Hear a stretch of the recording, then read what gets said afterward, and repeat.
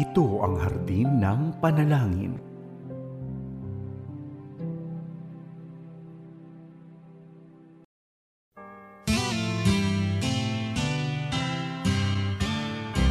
May harding mapananalanginan, doon si Jesus naghihintay. O kay ilam ng panalangin ang hardin, doon kay gandang manalangin. Tayong natulog sa luklukan ng Diyos sa hardin ng pananalangin. Happy Saturday, kaagapay! Salamat sa Panginoon at Sabado na naman. Maglaan po tayo ng pagkakataon para manalangin sa araw na ito. Narito po ang inyong hardinero, Pastor Ronald Llobrera, para sa programang Hardin ng Panalangin. Mula sa One Corporate Center, Pasig City. Ako ang inyong nakakasama tuwing araw ng Biyernes hanggang Linggo sa ating Hardin ng Panalangin sa 702 DZAS FEBC Radio TV, Agapay ng Sambayanan. Napapakinggan rin tayo kaagapay sa Channel 185 ng Signal Cable sa pakikipagtulungan ng GCTV. Saan ka man naroroon kaagapay, join na sa kalahating oras ng devotion and prayer. Magandang may baon tayong lakas mula sa Panginoon sa panimula ng bawat araw. Bago ang lahat, samahan mo ako sa pananalangin.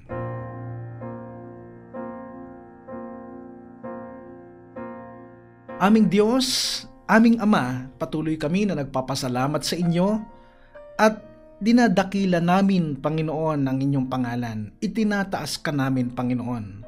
At sa oras pong ito, kami po ay dudulog, mananalangin, Panginoon, naway masumpungan po ninyo ang aming mga puso na nagpapasakop at nagtitiwala lamang sa inyo, Panginoon. Nilalapit namin, Panginoon, sa mga oras na ito ang aming mga kaagapay, ang bawat pamilya na naroon sa loob ng kanilang tahanan, na kayo po, Panginoon, ang maging sentro ng bawat pamilya. Ganon din, Panginoon, ang aming mga kaagapay na nasa biyahe, kayo po ang mag-ingat sa kanila. Ang protection po ninyo ang kanilang maranasan. Maraming salamat, Panginoon, sa araw na ito. Pinupuri ka namin at dinadakila sa pangalan ni Jesus. Amen. Amen.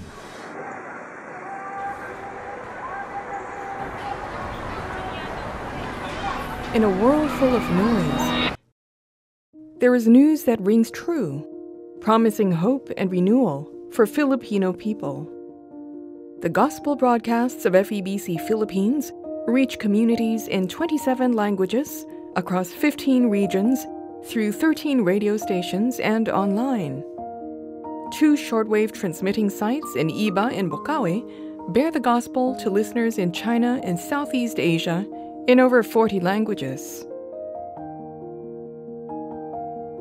In everyday theology and Christian living commentary, in public service and first response programs, in curated music and radio drama, gospel perspectives reach hearts and change lives. Your support powers our broadcasts. Ito pala yung purpose mo sa buhay ko. Makilala ka. Tuwing nakikinig pa ako sa Dix FA. Ang Dix FA, parang nangungusap po sa akin yung Panginoon. Huwag kang mawala ng pag-asa, trust me lang lagi. Isa po akong OFW. Sa ibang bansa po, mahirap po talaga yung buhay na mag-isa lang ako. Parang may kulang. So ito pong istasyon na ito ay nakakatulong po talaga para yung mga tao na kailangan pa talagang ma-reach out po, lalo po sa mga taong hindi pa nakakikilala sa atin, Panginoon. Our work takes us beyond the studio into the midst of our radio communities, there to strengthen them with bonds of love, truth, and shared growth. Your support builds these bridges. Ako po si Dato Manang Abag Maulano na isang radio community talent ng Barangay Bito, Dato Pindiso at Maguindanao del Norte. Nakakatulong din sa akin ang Radio Gandingan dahil marami akong natutunan katulad ng mga seminar, interview at mga iba pang training at natuto din akong gumagawa ng script at community news. At meron din silang naitulong sa aming community tulad ng mga makinarya at iba pang pangangailangan ng aming community, lalo na kung may darating na kalamidad ay nandyan sila upang tulungan ang mga taong nangailangan ng tulong hindi lang sa aming lugar, pati na rin sa ibang lugar. In times of calamity, we step in to provide vital communication services and even more vital lifelines of counsel and gospel hope. Your support gives aid. Kami po talaga ay sanay na nakikinig sa radyo. Sinusundan namin yung balita. Sabi ko, i-open kaya natin kung mayroon ng station. Naghanap kami ng station, wala talaga. Lumabas yung sa inyo na 98.5 FEBC. Narinig ko nga doon, First Response Care, The Way, radio. Sabi ko parang hanggaan sa ano ko yan. Hanggang narinig ko nga, may mga Christian song, tuwang-tuwa ako, sabi ko, lakasan mo, sabi ko sa aking may bahay. So, yun, narinig na nga po namin. Tapos, quote kayo ng Word of God, talagang very comforting. Kailangan namin yun sa panahon ngayon. Filipinos need Christ's gospel everywhere, every day. Whom will you help us reach?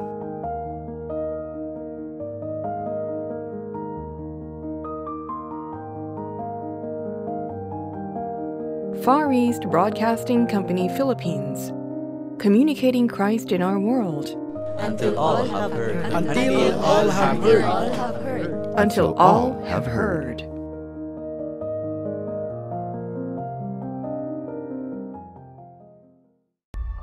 Ano ba ang pamanang iiwan ko? Pera? Bahay at lupa? Edukasyon? Malinis na pangalan?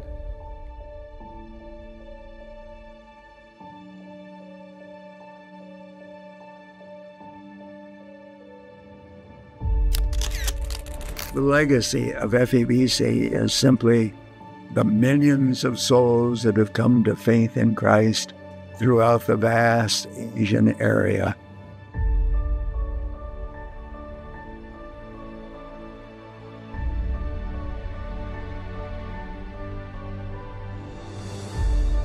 Over 76 years, FEBC Philippines has delivered to millions the message of life.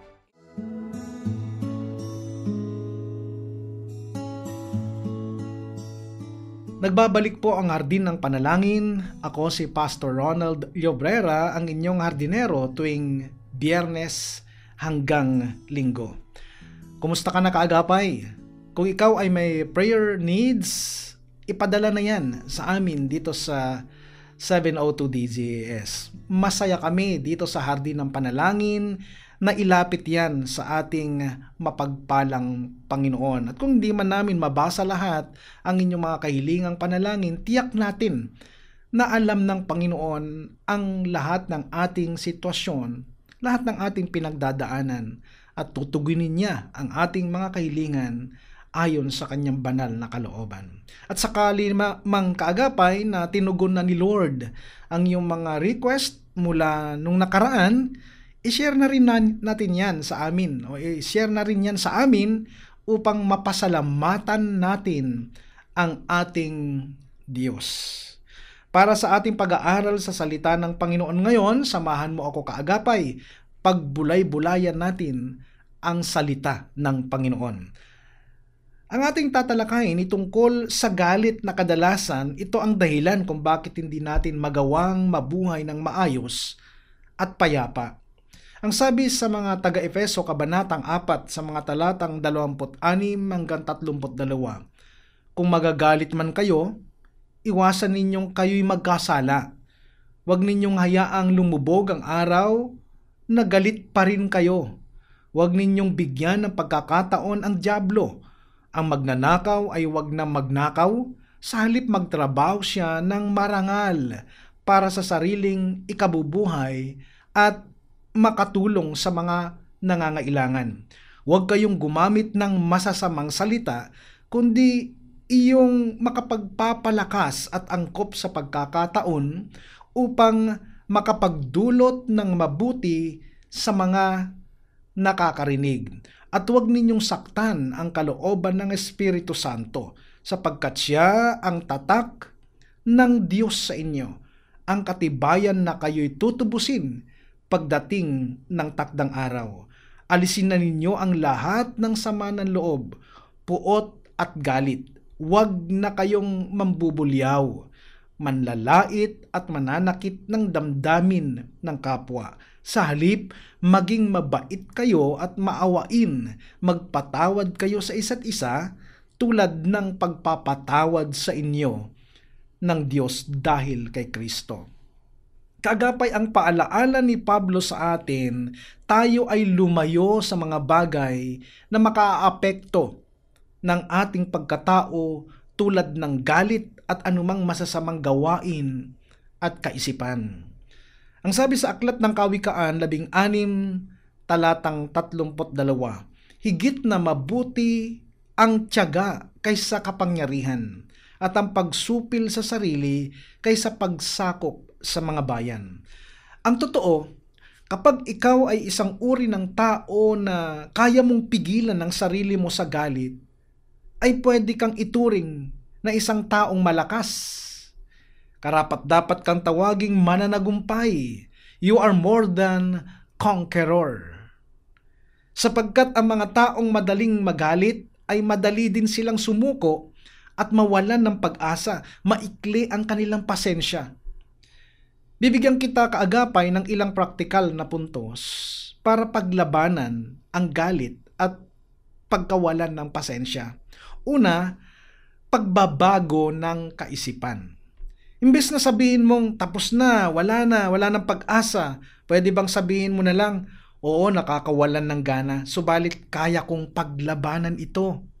Tama ka, agapay, hindi pa tapos, at hanggat hindi pa tapos, may pag-asa pa. Tingnan mo, marami na tayong nagawang mali sa buhay natin. Pero hindi ka ba natutuwang buhay ka pa hanggang ngayon? Hindi ka ba masayang hindi ka pa tapos? May pag-asa ka pa? Kahit maraming pangyayaring masasakit sa'yo, it's not yet over. Our God is a God of restoration. Pangalawa, mag-ingat sa mga salitang negatibo. Katulad ng ganyan ka na talaga, wala ka ng pag-asa, hindi ka na magbabago. Iwasan natin kaagapay ang magpakawala ng mga ganitong mga negatibong salita sapagkat ito'y nakakasakit ng damdamin ng ating kapwa o ng ating mga mahal sa buhay. Pangatlo, ang pagkagalit ay walang maitutulong sa iyo at lalo ka pang mawawalan sa tamang direksyon ng buhay mo. Pangatlo, ang pagkagalit ay walang maitutulong sa iyo at lalo ka pang mawawala sa tamang direksyon ng buhay mo. Wala maidudulot na maganda ang galit. Bagkus, lalo lang lumalala ang sitwasyon. Isang kasabihan ang naisulat ng ganito, sa pagiging tama na mula sa pangit na pag-uugali ay mas malala kaysa pagiging mali.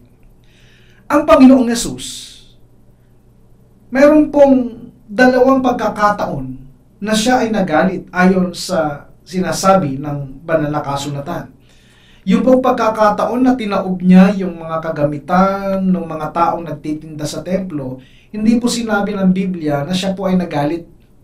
Atin pong tumayan yung pagkakataon na siya po ay nagalit. Ang sabi sa Marcos Kabanatang 3, sa mga talatang 1-3, muling pumasok si Jesus sa sinagoga, naratnan niya roon ang isang lalaking paralisado ang isang kamay.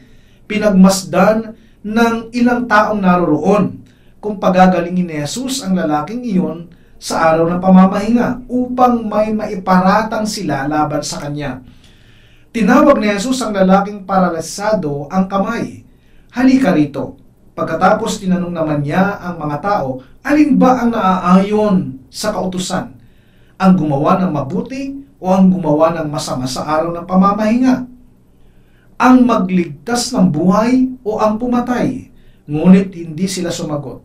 Tinignan ni Jesus ang mga taong nakapaligid sa kanya, nagalit siya at nalungkot dahil sa katigasan ng kanilang mga puso. Pagkatapos sinabi niya sa may sakit, iunat mo ang iyong kamay. Iniunat naman ng lalaki ang kanyang kamay at ito'y gumaling. Umalis ang mga Pariseo at agad nakipagsabwatan sa mga tagasunod ni Herodes upang maipatay o maipapatay si Jesus. Yun pong pangalawang pagkakataon na nagalit si Jesus ayon sa Biblia ay yung pagkakataon na yung mga alagad ay pinipigilan yung mga batang lumapit sa kanya. Ngunit ang nakatutuwa, kaagapay, hindi lang pinalapit ni Jesus sa mga bata, kundi niyakap niya ang mga ito. Ang isang bagay na mapapansin natin dito, ang mga tagpong doon sa mga tagpo na si Jesus ay nagalit, mayroon siyang magandang bagay na ginagawa.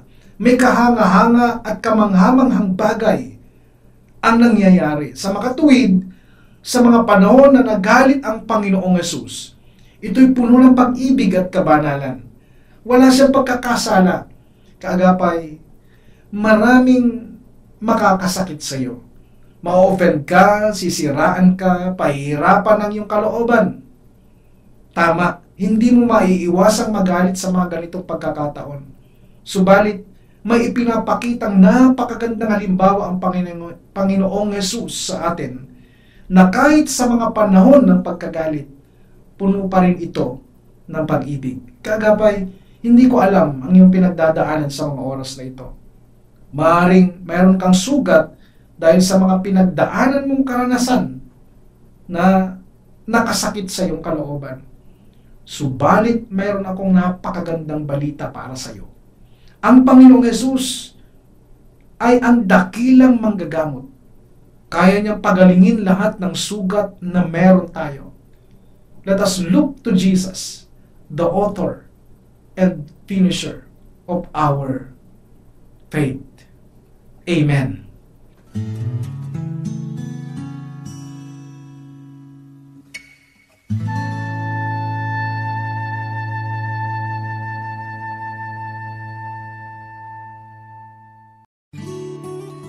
Ating ilapit sa Panginoon ang mga kahilingan ng ating mga tagapagtangkilik at mga kaagapay sa ministeryo ng FEBC.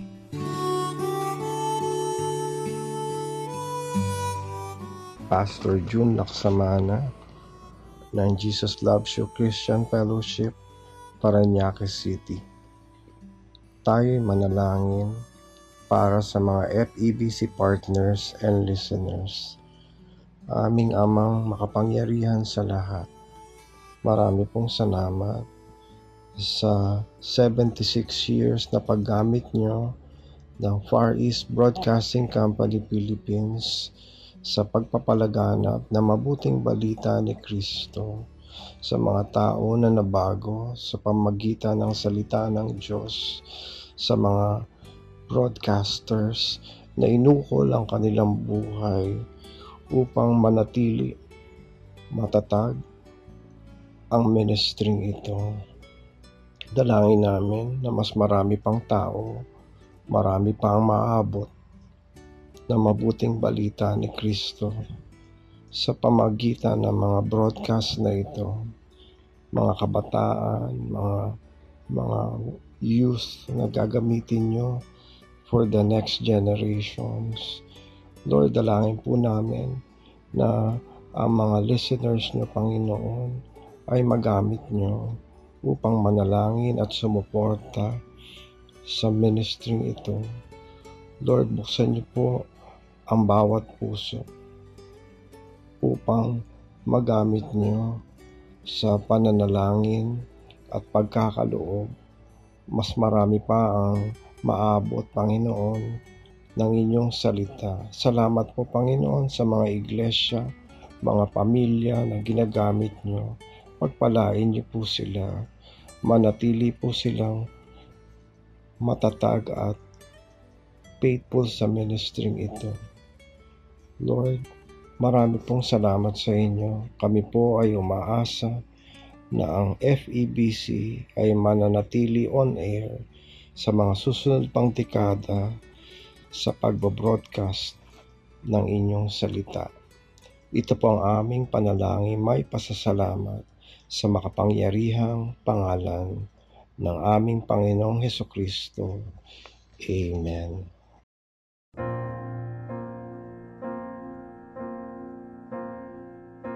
Sa sandaling ito, kaagapay, simulan na natin ang pagdulog sa Diyos sa mga panalangin kahilingan ng ating mga kaagapay. Samahan mo akong dumulog sa panalangin. Panginoon, sa oras mong ito, kami po ay muli na lumalapit sa inyo. Inilalapit, Panginoon, ang bawat kahilingang panalangin ng aming mga kaagapay. Alam namin, O Diyos, na pinakikinggan niyo po ang bawat hinaing, ang bawat dalangin ng iyong mga anak na naniniwala at nananampalataya sa inyo. Nilalapit namin sa oras na ito si Denz Montenegro. Complete healing ang kanyang kahilingan para kay Mark.